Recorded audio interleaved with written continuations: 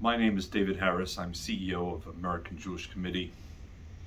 Ever since February 24th, when Russian forces recklessly, illegally invaded Ukraine, I have to confess I've lost a lot of sleep. Each and every day I'm thinking about Ukraine. I'm thinking about the fact that this week President Joe Biden said that what's going on is a genocide. We've heard earlier reports about war crimes by the Russians. We've heard about shootings and bombings and shellings. We've heard about civilians, residential buildings, churches, maternity wards, hospitals, go down the list, being struck by the Russians.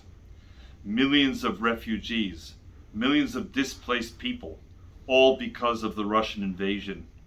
And I ask myself, for those of us who are not in Ukraine, for those of us who are not valiantly fighting on the front lines as so many Ukrainians are against the larger, more powerful Russians and holding them at bay for nearly 7 weeks now, what more can and should we be doing? We mustn't be silent. We mustn't be indifferent. This is about the suffering of the Ukrainian people who aspire to freedom, to territorial integrity, to the right to choose their own destiny. And they're putting their lives on the line, and too many of them are losing their lives as a consequence. We need to be there to support them in any way we can. It can be something as simple as putting Ukrainian flags in your window, as I have behind me and elsewhere in our building. It can be reaching out to Ukrainian friends on a human level, to Ukrainian American friends.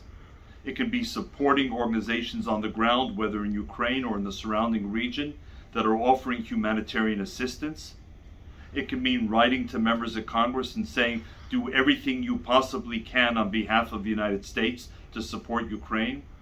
And for that matter, writing to President Biden as well.